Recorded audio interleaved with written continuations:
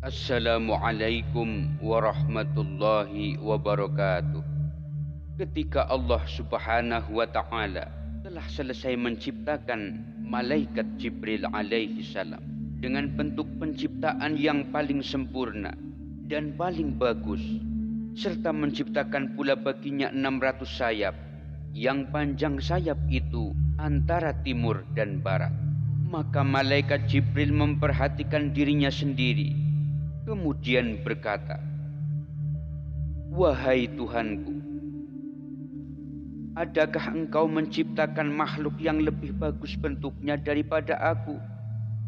Allah Subhanahu wa Ta'ala menjawab, "Tidak." Maka malaikat Jibril berdiri, kemudian melaksanakan sholat 2 rakaat karena bersyukur kepada Allah Subhanahu wa Ta'ala. Dan pada tiap-tiap rakaat lamanya 20.000 tahun.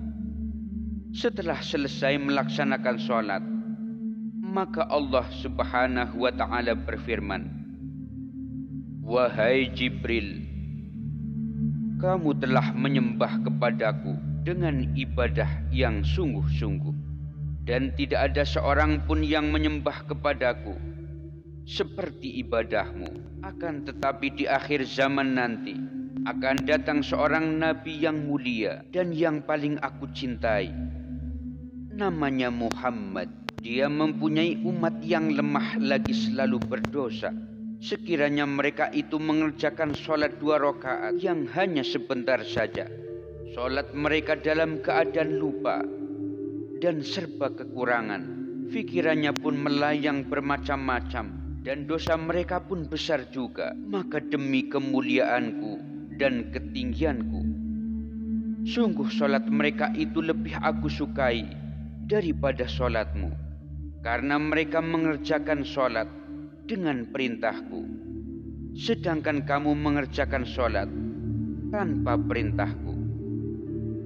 Kemudian malaikat Jibril berkata, "Wahai Tuhanku, apakah yang akan engkau anugerahkan kepada mereka sebagai imbalan ibadah mereka?" Allah Subhanahu wa Ta'ala berfirman, "Mereka kuberi surga ma'wa sebagai tempat tinggalnya." Maka malaikat Jibril alaihi salam meminta izin kepada Allah Subhanahu wa Ta'ala untuk melihat surga ma'wa, dan Allah pun mengizinkannya. Kemudian berangkatlah malaikat Jibril dengan menebarkan seluruh sayapnya dan terbang menuju ke dalam surga ma'wa. Setiap dia menebarkan 2 sayapnya, maka bisa menempuh jarak perjalanan 3.000 tahun.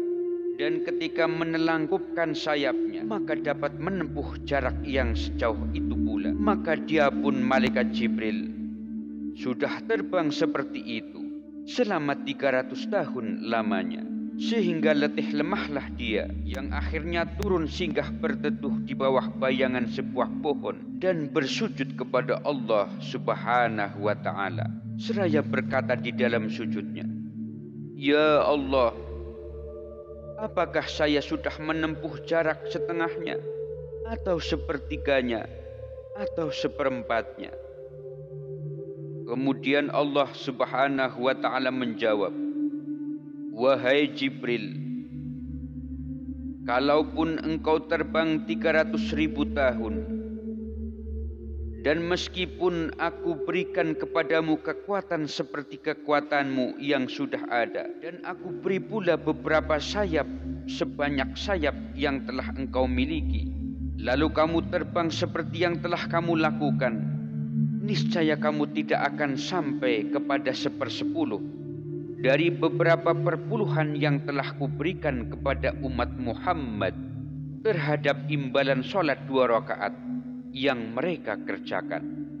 Diriwayatkan bahwa Allah Subhanahu wa Ta'ala berfirman tentang 3 perkara, barang siapa yang menjaganya, maka dia betul-betul wali Allah Subhanahu wa Ta'ala dan kekasih Allah Subhanahu wa Ta'ala. Dan barang siapa menyia-nyiakan, maka dia itu sungguh-sungguh musuh Allah Subhanahu wa Ta'ala. Rasulullah sallallahu alaihi wa alihi wasallam ditanya, "Apakah 3 perkara itu wahai Rasulullah?"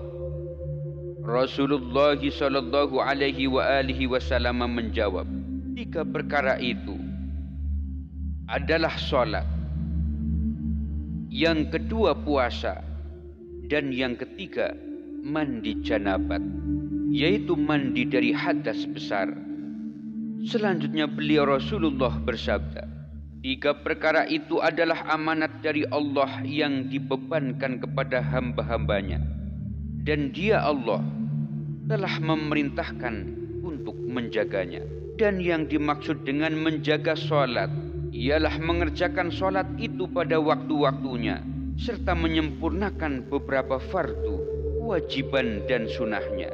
Sehingga bila mana seorang laki-laki mengerjakan sholat tidak pada waktunya, maka sungguh dia telah menyia-nyiakan sholat itu. Semoga khabar ini membawa manfaat untuk kita semua. Akhirul kalam, wallahul muwafiq ila aqwamit thariq. Wassalamualaikum warahmatullahi wabarakatuh.